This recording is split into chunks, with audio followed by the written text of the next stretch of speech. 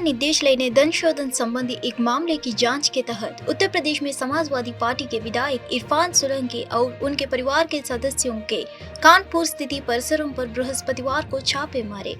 आधिकारिक सूत्रों ने यह जानकारी दी है। सोलंकी फिलहाल महाराजगंज जेल में है। वही सीसामऊ विधानसभा सीट से चौथी बार विधानसभा में प्रतिनिधित्व कर रहे हैं। सूत्रों ने बताया कि सोलंकी जेल में बंद उनके भाई रिजवान, शौकत अली, हाजी वसी, नूरी शौकत और कुछ अन्य के कानपुर में लगभग 5 परिसरों और महाराष्ट्र के मुंबई में एक परिसर पर केंद्रीय रिजर्व पुलिस बल के जवानों द्वारा मुहैया सुरक्षा के बीच तड़के छापेमारी की है। उन्होंने बताया कि उत्तर प्रदेश पुलिस द्वारा सोलंकी और अन्य के खिलाफ दर्ज कई प्राथमिकियों के आधार पर ईडी ने उनके विरुद्ध धन शोधन निवारण अधिनियम के तहत आपराधिक मामला दर्ज किया था, जिसके बाद यह कार्रवाई की जा रही है।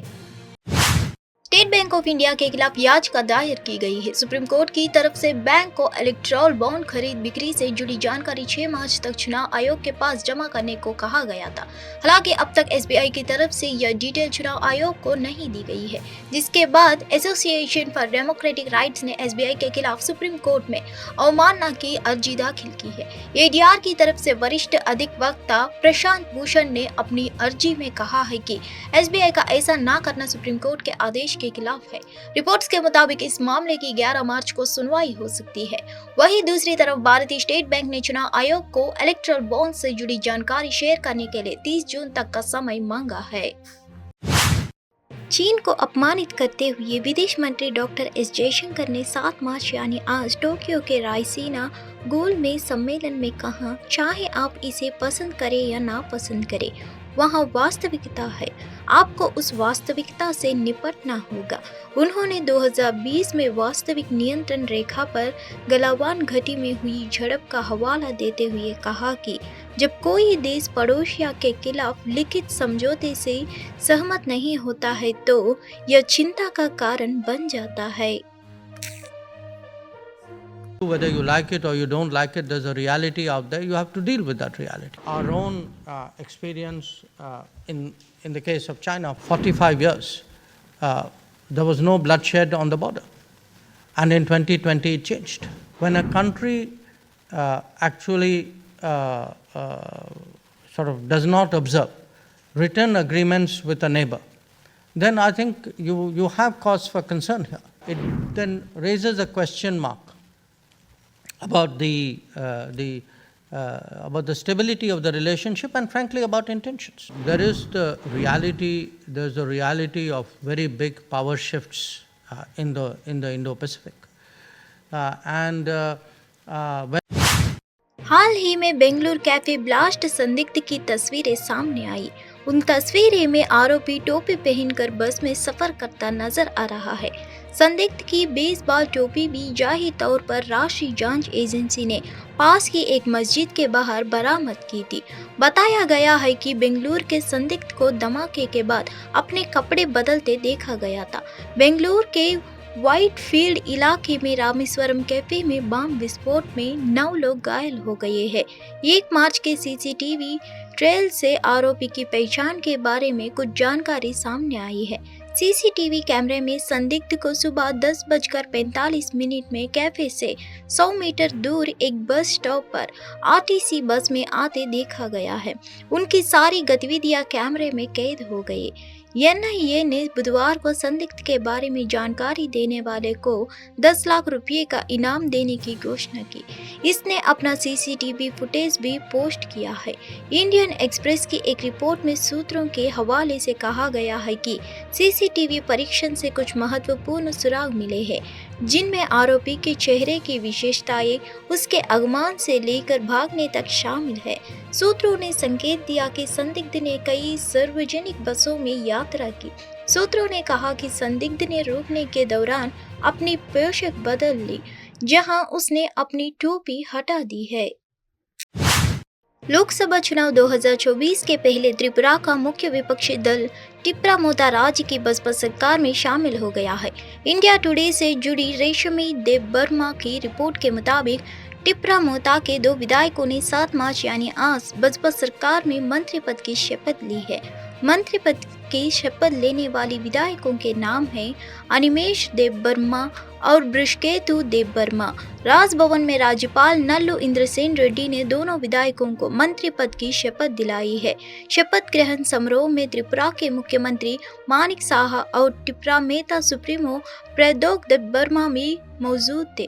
विधायक अनिमेश देबबर्मा नेता प्रतिपक्ष का भी पद संभाल रहे थे। उन्होंने इस पद से इस्तीफा दे दिया है। इससे पहले 2 मार्च को राज्य और केंद्र सरकार के बीच एक द्विपक्षीय समझौता हुआ था। इस मीटिंग में गृह मंत्री अमित शाह भी उपस्थित थे। इस बैठक में त्रिपुरा के इतिहास, भूमि, राजनीतिक अधिकार, आर्थिक विकास, पहचान, संस्कृति और भाषा से संबंधित मुद्दों पर चर्चा हुई थी। तभी से दोनों दलों के बीच गठबंधन की अटकलें लगाई जा रही थी। प्रधानमंत्री मोदी की आगामी 2 दिवसीय गुवाहाटी यात्रा पर बोलते हुए असम के मुख्यमंत्री हिमंत बिस्वा शर्मा ने 7 मार्च यानी आज कहा कि वह 20,000 करोड़ रुपए की कई विकास परियोजनाओं का उद्घाटन और शिलान्यास करेंगे। उन्होंने यह भी कहा कि PM Modi Kaziranga national park के रात रोकने वाले पहले प्रधानमंत्री है। पीएम मोदी गुवाहाटी आए हैं। उन्होंने लगभग 20,000 करोड़ रुपए की परियोजनाओं का शिलान्यास और उद्घाटन किया। 20 से लेकर 30 दिनों के बाद वह फिर से असम आ रहे हैं और हमें 20,000 करोड़ रुपए और देंगे। मैं 2001 से राजनीति में हूँ और मैंने असम में इस तरह का निवेश कभी नहीं देखा है। बिना किसी निवेश सम्मेलन के हम लगभग 70,000 से लेकर 80,000 करोड़ रुपए का निवेश कर रहे हैं। इसलिए असम के लोगों के लिए यह सबसे अच्छा समय है। मैंने आधिकारिक तौर पर इसकी जांच नहीं की है, लेकिन जहां तक मुझे जानकारी है पीएम मोदी काजीरंगा में रात रोकने वाले पहले प्रधानमंत्री होंगे, हिमंत बिस्वा ने कहा है। Prime Minister has come to Guwahati.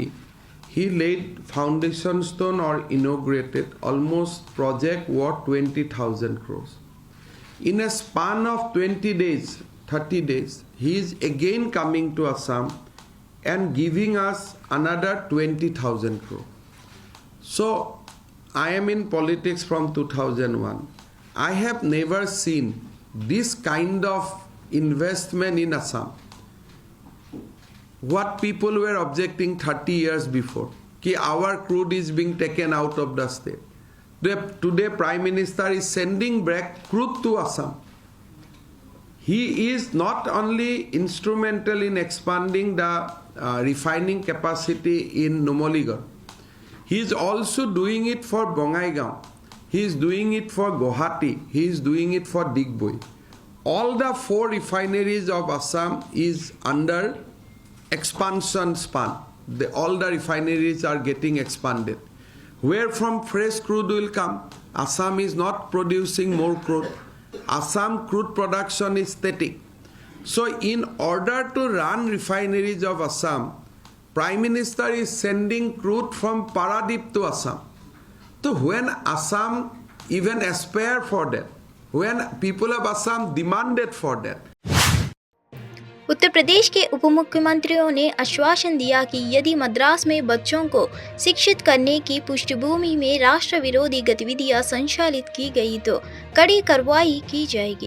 गौरतलब है कि राज्य में अवैध मद्रास पर एसआईटी द्वारा अपनी रिपोर्ट सौंपने की खबरें हैं। डिप्टी सीएम केशव प्रसाद मौर्य ने कहा, देश में किसी भी शिक्षा व्यवस्था पर कोई सवाल नहीं है, लेकिन अगर शिक्षा के बहाने देश विरोधी गतिविधियां की जाएंगे तो इसकी जांच कराई जाएंगे और दोषियों के खिलाफ कार्रवाई की जाएगी। हम विश्वास है कि जिन्होंने गलत रास्ता चुना है उन्हें सही रास्ते पर वापस आना चाहिए। सही रास्ते पर ना तो उन्हें और ना ही देश और राज्य को कोई दिक्कत होगी। डिप्टी सीएम राजेश पाठक ने कहा, हमारी सरकार कानून और मजबूत करेगी और राज्य में व्यवस्था बनाए रखे। हम किसी भी हालात में राज्य के अवैध गतिविधियां नहीं होने देंगे। दोषियों के खिलाफ बड़ी कार्रवाई की जाएगी। रिपोर्ट आने के बाद कानून के मुताबिक बड़ी कार्रवाई की जाएगी। शिक्षा की आड़ में अगर कुछ देश के विरुद्ध गतिविधियां होंगी तो जांचा भी जाएगा और जो दोषी होंगे उनके खिलाफ कार्रवाई भी की जाएगी। जो भी गलत रास्ते अपनाएं वो सब सही रास्ते पे आवे, क्योंकि सही रास्ते में उनको भी कोई समस्या नहीं होगी, प्रदेश और देश को भी कोई समस्या नहीं होगी। किसी भी स्थिति में हम गैर कानूनी गतिविधियों को प्रदेश में होने नहीं देंगे। देखिए, कोई भी देश में शिक्षा व्यवस्था को लेकर के कोई सवाल नहीं है, लेकिन शिक्षा की आड़ में अगर कुछ देश के विरुद्ध गतिविधियां होंगी तो जांचा भी जाएगा और जो दोषी होंगे उनके खिलाफ कार्रवाई भी की जाएगी, और उसी के क्रम में कार्रवाई की स्थिति हो सकती है, हुई हो, और आने वाले समय में हम लोग इस दिशा में यह मानते हैं कि जो भी गलत रास्ते अपनाएं वो सब सही रास्ते पे आवे, क्योंकि सही रास्ते में उनको भी कोई समस्या नहीं होगी। नीतीश तिवारी ने पिछले साल रामायणा अनाउंस की थी, जब इसका भयानक बज़ बन चुका है। वजह इसकी स्टार कास्ट है। रणबीर कपूर साई पल्लवी के साथ सुपरस्टार यश का नाम जुड़ने से जनता और उत्साहित हो गई है। अब यश की फीस को लेकर कई सारे खबरें चल रहे हैं। बताया जा रहा है कि यश रामायण के लिए 5 गुना ज्यादा फीस ले रहे हैं। KGF और KGF 2 के बाद यश की पॉपुलैरिटी पूरे इंडिया में बढ़ गई है। ये दोनों फिल्में इतनी मौसिव हिट हुई कि यश ने अपनी फीस भयंकर बढ़ा दी है। यश कन्नड़ा इंडस्ट्री के सबसे ज्यादा फीस लेने वाले एक्टर्स में से एक हो गई, इसलिए उन्होंने रामायण में रावण का रोल करने के लिए 400% ज्यादा हाइक मांगी है। रामायण की तीनों किस्तों के लिए 150 करोड़ रुपए मांगे हैं, मतलब रामायण सीरीज की एक फिल्म के लिए 50 करोड़ रुपए। इस फीस की तुलना यश की पिछली रिलीज KGF 2 से करें तो ये करीब 5 गुना ज्यादा है। यश ने KGF 2 के लिए करीब 30 करोड़ रुपए की फीस ली थी। अब रामायण सीरीज के लिए 150 करोड़ रुपए ले रहे हैं। अगर इन रिपोर्ट्स की सच्चाई है तो फीस के मामले में यश रजनीकांत और प्रभास जैसे स्टार्स की दौड़ में आ चुके हैं। यश की पॉपुलैरिटी को रामायण के मेकर्स बुनना चाहते हैं। उनकी KGF 2 ने ओवरऑल 1200 करोड़ रुपए का कलेक्शन किया था। उनकी आने वाली फिल्म टॉक्सिक के लेकर भी लोगों के बीच चर्चा है। ऐसे में रामायण में उनके रावण वाले रोल को यश कितना जस्टिफाई करेंगे ये देखना होगा। प्रधानमंत्री मोदी लोकसभा चुनाव से पहले 7 मार्च यानी आज श्रीनगर का दौरा करने के लिए पूरी तरह तैयार है। विशेष रूप से अनुच्छेद 370 के निरस्त होने के बाद प्रधानमंत्री की यह पहली श्रीनगर यात्रा होगी। वह श्रीनगर के बख्शी स्टेडियम में विकसित भारत विकसित जम्मू कश्मीर कार्यक्रम में भाग लेंगे। पीएम मोदी के दौरे से पहले सुरक्षा कड़ी करते हुए घाटी की किलेबंदी कर दी गई है। बसपा कार्यकर्ता स्थानीय लोग पीएम के आगमन को लेकर उत्साहित थे और उन्हें जश्न मनाते और ढोल बजाते देखा गया है। स्थानीय लोगों ने केंद्र सरकार की सराहना की और अनुच्छेद 370 को निरस्त करने के बाद जम्मू कश्मीर की जमीनी हकीकत पर प्रकाश डाला है। प्रधानमंत्री नरेंद्र मोदी जम्मू कश्मीर को लगभग 5000 करोड़ रुपए की बुनियादी ढांचा परियोजनाओं का उपहार देने के लिए तैयार है। ट्रेन में भी जाते थे तो पहले बैठने से पहले हम चेक करते थे कि हमारे सीट के नीचे कहीं कोई बॉक्स तो कोई पड़ा तो नहीं है, कोई बैग तो नहीं है, कोई बम तो नहीं रखा हुआ। आज उस स्टेशन या आज आराम से जाके हम ट्रेन में लेट जाते हैं और जब उठते हैं तो दिल्ली पहुंच गए। लोकसभा चुनाव 2024 की तारीखों की घोषणा निर्वाचन आयोग इस महीने के अंत तक हो सकता है। हालांकि राजनीतिक दल इससे पहले ही चुनावी मोड में चल गए हैं। वहीं इंडिया गठबंधन में कांग्रेस और तृणमूल कांग्रेस के बीच तालमेल बैठता नहीं दिख रहा है। पश्चिम बंगाल के बाद पार्टी असम में भी अपने उम्मीदवार उतरने जा रहे हैं। असम तृणमूल कांग्रेस के प्रमुख रिपुन बोरा ने बुधवार को कहा कि असम में इंडिया गठबंधन के साथ सीट बंटवारे की संभावना कम है और पार्टी लोकसभा चुनाव के लिए अपने 4 उम्मीदवारों को मैदान में उतारने की तैयार कर रही है। इंडियन एक्सप्रेस की रिपोर्ट के मुताबिक पिछले साल दिसंबर में ऐसी खबरें आई थी कि टीएमसी की नजर असम की 14 लोकसभा सीटों में से 4 धुबरी, लखीमपुर, कोकराझार और करीमगंज पर है।